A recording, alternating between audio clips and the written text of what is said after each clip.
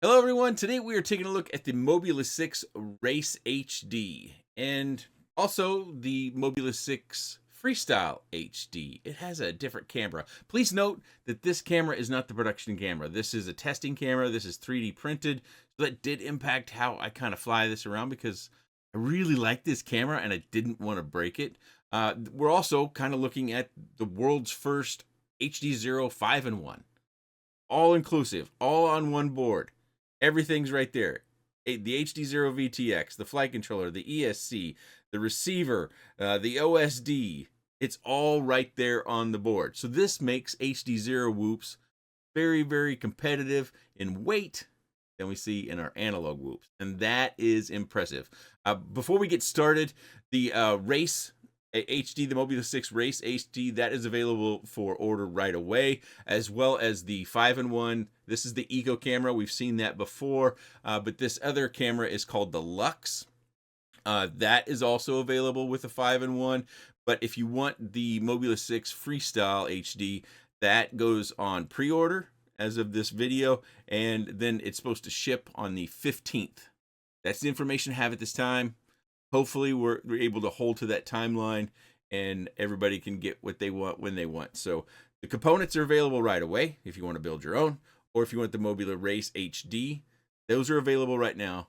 But if you want the Binify FreeStyle, you have to wait to get that shipped on the 15th. I said the 15th, but I meant October 18th. Sorry about that. To fly either one of these, you've either got to have HDZero goggles, not necessarily these, but HDZero goggles. They also have the box style of goggles, or you've got to have the VRX, which you plug into your goggles via HDMI input. The Race Edition comes with 0702 28,000 kV motors. Of course, we've got HQ ultralight 31mm props. As mentioned, the Eco camera and the all-in-one board, which does have motor plugs as well as the traditional micro USB. The gyro on the board is the BMI 270. It is an F411. It's a 5-amp ESC, and the HDZero VTX goes up to 200 milliwatts. And the Express LRS receiver is SPI. And this is the Mobula6 FreeStyle edition. The main difference is kind of the star of this particular quad, which is this Lux camera. Everything else is the same. 5-amp ESC, F411, 200 milliwatt VTX. And I do think if yours doesn't come with this antenna running down below this little area of the whoop, I would definitely suggest you put it there, because that's going to keep it from popping up the board. And when you lose your antenna, very, very likely to burn out the VTX. Maybe even a little dab of glue over the top of that, a little glazing of glue over the top of that. I should also point out they used a wire for the Express LRS receiver. As we prepare to weigh these, please note that these weights are not probably going to be exactly what you get, for a couple of reasons. As noted previously, this canopy is going to change in the production version. And also, if we note the screws on the bottom here, these look to be peak screws on this side, and on the Race I have metal screws. And I suspect, or at least when I asked, I suspect they'll either both have peak screws, or the FreeStyle will end up with metal screws and the Race will have the peak screws if there's a problem with sourcing enough peak screws. So these weights might not be terribly valid for everyone out there that buys one of these. Mobula6 Race HD on my scale, as I have it, is 20 3/4 grams. And the Mobula6 FreeStyle HD, it's less, 19.4. So the canopy and those screws got to be making the difference. Okay, I've got it stripped down so we get some final weights on all these little components. We've got the Eco camera. We'll go first with the Eco, made by RunCam, it looks like, from the sticker there. Just a touch over 2 grams. To mount the Eco, it comes with mounting holes for 2 screws. That moved the scale ever so slightly to 2.11 grams. This is the flight controller without the motor connectors, which weighs just a touch over 6 grams. And this is the 5-in-1 with the motor connectors, 6.9 grams. I also noticed on my disassembly that one of the power leads I have is got a 90-degree turn in it. The other one does not. So that is another difference, which I can't tell you whether you'll get these for certain in the moment or not. Hopefully the product page lists these pictures clearly, and you can see that link in the video description to the HDZero product page. So I suspect the board will come without the motor connectors already connected.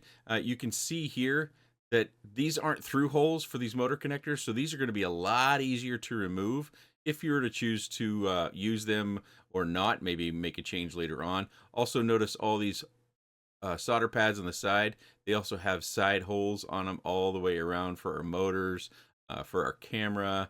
Should make for a pretty clean soldering. You just lay your tinned wire right down into that groove that's already been tinned, and then apply a touch of heat. I use 380 degrees. Only takes a second or two. And here's a finer look at the board and all of its components. And another look at the bottom.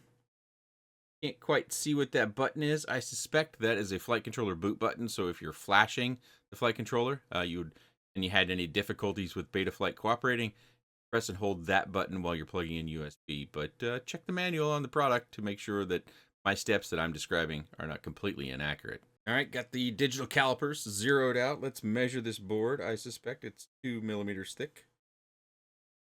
So a little over 1.5 millimeters at 1.62, 1.63 millimeters thick. When I looked at that board, I thought it was relatively thicker, especially thicker than, say, the Beta FPV Air 65 flight controller, which is the G4, I believe they're calling that Air series flight controller. This one looks pretty thick. So that should help keep all the components on the board, as well as increasing the overall durability. And these are the batteries I use to fly them. We've got the Beta FPV Lava batteries, we've got the Tiny Whoop 300s, and the We Bleed FPV 300s as well. I think these are the batteries on the market to have. I hear tattoos are good. I just can't vouch for that because I don't have any 1S tattoo batteries. And in the box, we get an extra set of HQ props. We get the prop remover that doesn't really work, or it doesn't work for me, and a screwdriver. I would suspect production kits would also have a few extra screws. And in my box, I got 2 sheets of sticker. Okay, we're going to start off with the Race Edition. This is the Eco camera. I did not tweak any of the settings on the Eco Edition, but I want to make it clear right up front on the Lux camera. I did use my own settings, and I will show you the settings not only that I used, you'll be able to see those, but we'll also kind of march through the settings to show you the impact of changing the values on those camera settings, because it can really impact the image and how things appear. And you might not like the settings that I use on the Lux, but more on that in a minute. So on the Eco, the Race Edition, I am doing my typical flights. I say that kind of up front because with that Lux or FreeStyle Edition, the Lux Camera, excuse me, I didn't fly it nearly as comfortably and probably as briskly as I normally do. I like that camera. I really didn't want to break it. It kind of seemed odd to be reviewing it without the production canopy, but we are where we are. I guess I got to go forward with that, and well, I guess I am going forward with that. So this will be my much more quicker flight around the house. We're going to cover the Race Edition first, and then we're going to flip over to the FreeStyle Edition and the Lux camera. As far as fly time goes on both of these, because they're very, very close in weight, and the difference in my flight time is going to be kind of dependent upon, you know, the pace or the number of punch outs on the outside flights are going to be very, very similar. The battery warning has obviously been adjusted. You see down there in the bottom left, it's flashing every once in a while, but the battery warning has been adjusted down to, I think it's 3.2 volts, and I fly below that because when we get done flying and we disarm, the batteries do recover quite a bit. I typically end my flights on single cell batteries, 1S batteries, and I want the battery to recover to 3.5 volts. Not everyone operates that way, but I do, and I have for a long time. So I would say at the very least you want to follow my suit when it comes to the batteries and the voltage, but otherwise you can do what you want if you made your own decision. So we see there I only got 210. It's one of my shorter inside flights actually, but it was a clean flight, wasn't full of crashes, and my battery did come back up to 3.52 volts per cell. Moving on to the outside flight, the Eco does have camera settings that you can also toy with. I did not go into those in this video, but I think I have in the past when the Eco first launched. At least I hope I did. If I didn't, that was an error on my part. So you can change the image to a degree. It does not have quite the impact. My recollection is that it does not quite have the impact that the settings on the Lux camera does. But this again is the HDZero Race, as you can see from kind of the top center. You get an idea of how it flies outside as well. My space, I feel, is a little bit big for a 65mm. You can still have fun, but there are times where it feels just like a 65 is too small for my space. I do kind of, I don't want to say cover that up, but when I do the long fence pass, that's one of the things I kind of do in every video because I just like it. It reminds me of pod racing. That's what FPV kind of got its hooks into me, and I started thinking about was pod racing. But that stretch seems a lot longer when I'm flying a 65mm than when I'm flying a larger prop quad. So these are great. You can have fun with these. They're small, they're light. You won't be getting, nasty people coming and being bothered by your flying. At least I wouldn't think so. As long as you're not trying to annoy people. Pretty quiet. The cicadas aren't heavy during this particular flight, therefore we can actually probably hear the quad, even with me narrating this flight from time to time, but very, very quiet, so you can be discreet. The PID tune, I did not PID tune this myself, and it didn't come with a PID tune. I got my PID tune from SkittlesFPV. Thank you very much, Dan Skittles, for that PID tune.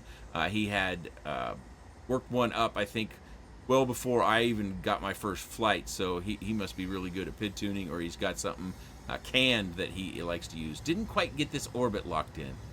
That's too bad. I like a good orbit when you really get it locked in. Close at the beginning, but not quite there. So as is the case oftentimes when it comes to 65mm, really when it comes to whoops, the traditional whoops I'm talking about, I'm not talking about the cine whoops, I get more flight time outside than I do inside, basically because you have longer runs and you're not doing the hard at speed turns nearly as frequently. So I tend to get more flight time. At the most, I would get 245, but I did have some flights outside even that were below 220. And I think this one I go a little bit too long if I've got my memory on right. I let the battery get a little too low. Let's see where it recovers to. Let's see, where's it at? We got 234 in the flight time. The battery is at 3.44 volts. Okay, now this wondrous image you're looking at is the Mobula6 FreeStyle HD with the Lux camera, and this is a slower, cruisy sort of flight. I did this primarily so that you could kind of take in the image. This was pretty dramatic, and I'm not the first to have this. Ryan Quellet posted a video 2 weeks ago, and I think that caught the eye of a lot of people. By the way, Ryan Quellet, he does a lot of work with HDZero, helping them with products and kind of doing some initial testing. Head on over to his YouTube channel. I will link it down in the video description, but it's Ryan Quellet, and if I forget to put the link, and he'll have a review of this as well, and he has different camera settings. As bad as I am at visualizing a good image, I did try to work up my own camera settings, and that's what we're looking at. You might not care for it. I might have, done something that you wouldn't do, but we will take a look at those camera settings. So I wanted to give you a pretty good full look at it before we jumped into what is more my traditional flight style. I nearly forgot. I wanted to show you the end of that cruisy flight. Here we are at about 308, 309, and I'm going to run the battery down too low. You can see it's already flashing, and then I'm trying to head home, and my battery voltage is just going down, down, down, down, down. Oh, can't even lift off anymore. Don't do this with your batteries.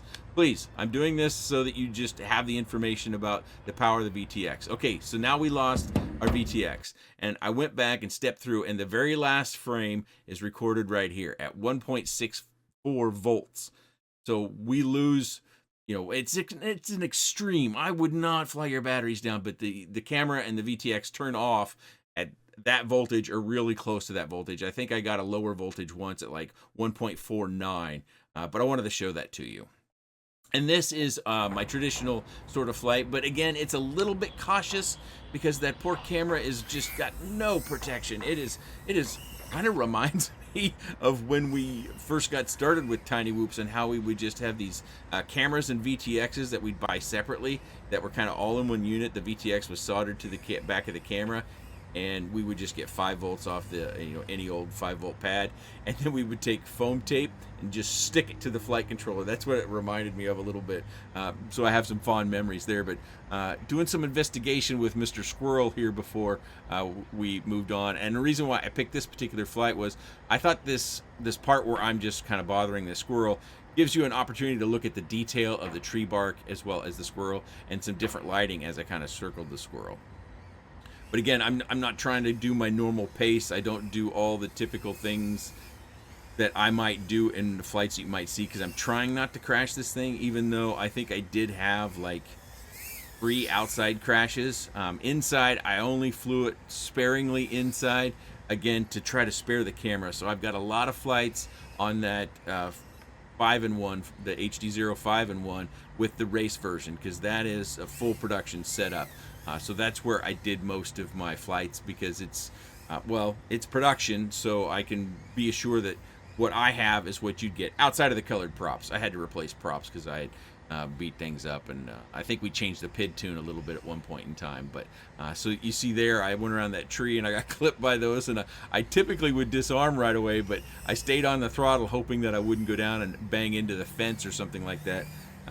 Again, I think this is impressive. This is the Lux camera does not use a MIPI cable, which I think is surprising. I don't think most of us thought we would see this sort of image quality without the MIPI. So this has just got the 4 wires. I think they call that composite. So it's wired up much in the same way that you might wire up any other HD video system, but the VTX is actually part of the board. So the 5-in-1 is kind of the star, I would say, because it's the first time we've ever seen that with any HD system. And then on top of that, a co-star would be this Lux camera. And then, of course, you can buy these in a ready-to-fly 65mm whoop version. If you want a different sort of whoop, or a 1S toothpick or something like that you want to build, you can buy the 5-in-1.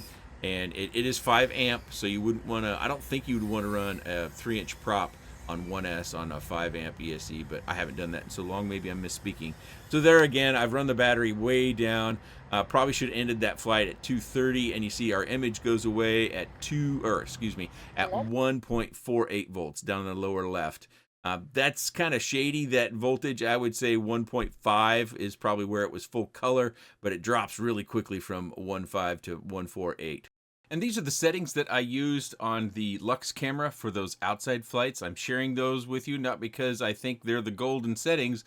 You may like them, and you may also think they're garbage. I myself don't think I have a particularly good eye for noting image settings, but I'm going to share them because I used them in this video. Okay, we're going for the Mobula6 HD, or as it says there, the M6 HD FreeStyle run on the inside of the house. Again, this is kind of a casual flight.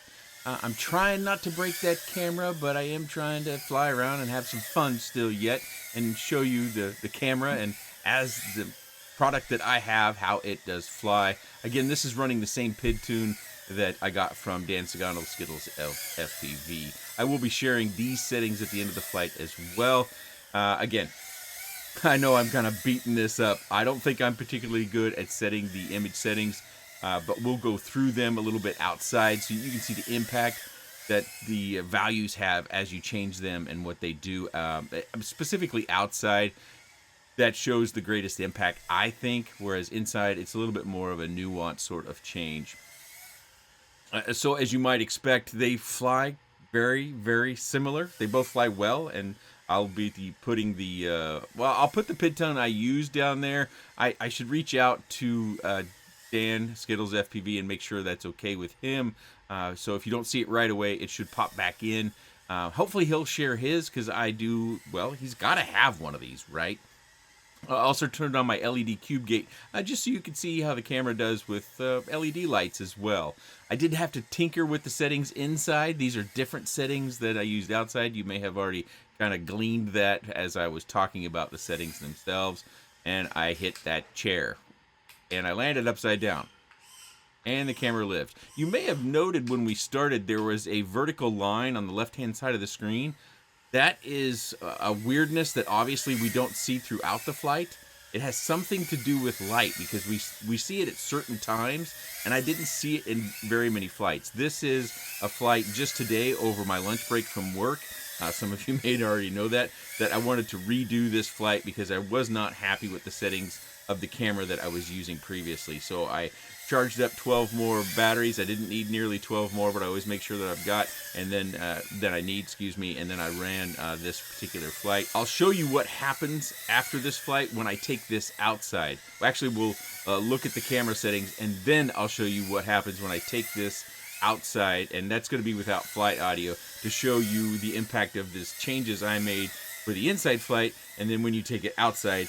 And it's kind of my argument for the fact that I think we need profiles, because this camera has all sorts of image settings variables, and really to make them fit both indoor and outdoor and potentially LED or dark LED flights, we might need that. And the flight has ended at 235, 3.53 volts per cell, so battery's in good shape. And here are my Lux settings inside. You'll note that I have two different images that I grabbed out of my DVR, because as I was flying around the house and trying to do some tweaking to these settings, I found that downstairs in the basement, kind of downstairs where I make these videos, there was a really blown out area that doesn't necessarily have blown out lights, but as I would fly into that area, I'd notice that. So I tried to tweak that a little bit to make that more appealing, and then I would go upstairs and sit in this kind of this hallway area to try to get the colors about right. But these are the settings that I used. Again, you may think they're garbage, you may like them, but they're here for you if you wanted to know what they are. So this is the inside settings that I just showed you outside. And obviously it's too dark.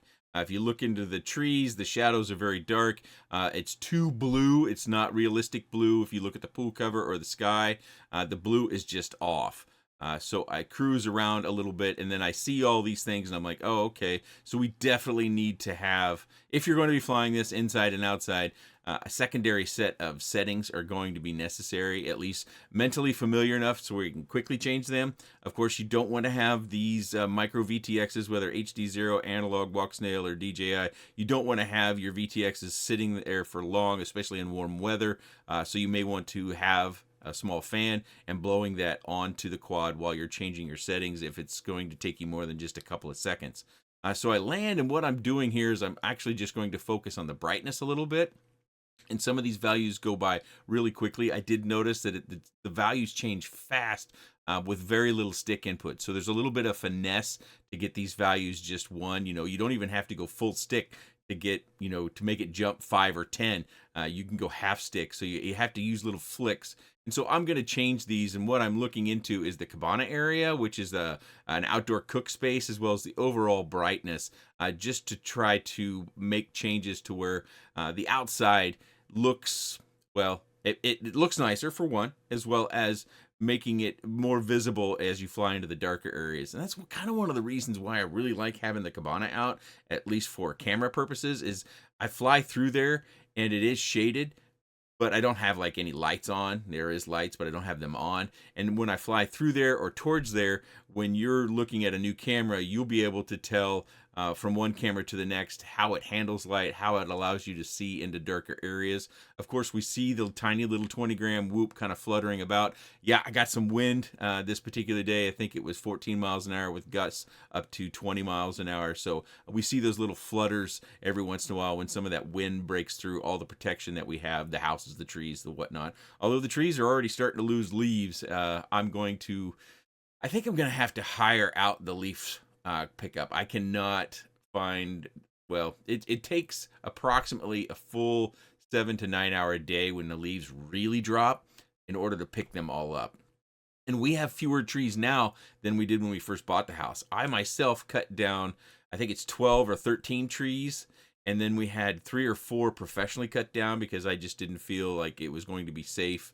And they were maybe just too big for me to cut down myself. So 15 years ago when we bought this house, it had a lot of trees. Of course, we added the pool and the pergola and the outdoor cook space.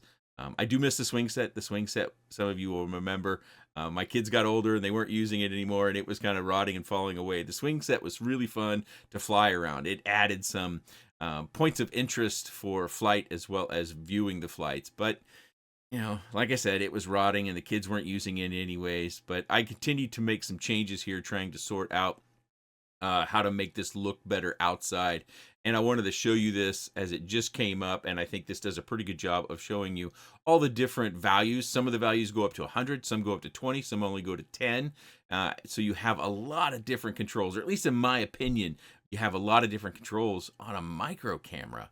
And that camera is so small. I don't understand why it has so many settings. I guess that's not for me to understand. They built it into the camera somehow. Where you see at the bottom of the screen where it says left move throttle to exit camera menu, that is self-explanatory, but that's not a setting. That is just text on the screen to tell you how to get out of the camera settings. So to get into the camera settings is just like you would for any other HDZero camera. You go throttle stick, mid and full to the right, and you want to get it around the 50 value. I just kind of roll it up and down, and then it kicks over to the camera menu. And then to get out of that, you just move it to 50%, the throttle stick, that is 50% up, and then full left, and then it'll exit the camera menu. So I think that does a pretty good job of showing the camera settings, the availability of the different settings, and the impact of changing some of the values at the very least. Some of you will be really talented at this, hopefully better than me. Again, Ryan Quellet, hopefully he shares his camera settings and you can get a view of his. I'll link his YouTube channel down in the video description, as well as Dan Sagato, SkittlesFPV. I'll link his channel as well. I'm certain he has one of these as well. At the very least, he has the race one. And so if he has the FreeStyle version with the Lux camera, then hopefully he shares his camera settings as well, because I really hope the community helps bail me out here with not being very good at tuning this camera, or at least I don't think I'm very good at tuning cameras. But you know, let me have it, or let me know what you think of the image settings of this camera. And again, I run my battery down too low. Don't do that. Don't do as I do. Do as I say. Like a parent, right? So that is the newest edition of the Mobula6 HDs. We've got the race edition and the FreeStyle. Again, just to remind you, the FreeStyle is pre-order, and if you pre-order, those that they have ready are supposed to be ready to ship on the 18th of October. So if you don't get on that, I guess in FPV, we oftentimes say first batch, right? If you don't get in the first batch, then I don't know when your shipping might be. I think initially these are only going to be available for sale from the HDZero website, but I do think tinywhoop.com is another site you should check if you're interested in these parts or these bind and flies. We'll probably find these at various other retailers come up. If I'm missing anything as you're watching this video about where these are available, just let me know. I don't have to have affiliate accounts in order to link it. I'll link it to wherever these products and any other products I have on the channel are available. You should buy products from the shops that you like, rather than, you know, me forcing you to click a particular link. I appreciate the fact that people come to the channel and watch the videos that I make. I don't need to make sure I only have affiliate links. Yeah, some of them are affiliate links, but I'm not tied to that by any stretch. But I think that these are going to be extraordinarily popular, especially with the people who are already flying HDZero and may get a few people involved in HDZero, because when it comes to HDZero, only analog is lighter. And what I'm seeing from the camera, this little tiny camera, I was pretty impressed. But you let me know, maybe I'm telling tales out of school or something, but I thought the camera image looked good. Way better than the Eco and way better than analog. And that camera is tiny. This thing came in under 20 grams. Maybe it's those screws on the back. But if you're interested, if I've got any locations other than HDZero where this is available, I'll have links in the video description. And you can just use your Google foo and type in Mobula6 race or FreeStyle HD for the bind and flies, or you type HDZero all in one. That should get you to some shop that has this as well. If you do have any comments, questions, suggestions, or otherwise, please let me know down in that comment section below. I appreciate your time. Thanks for watching.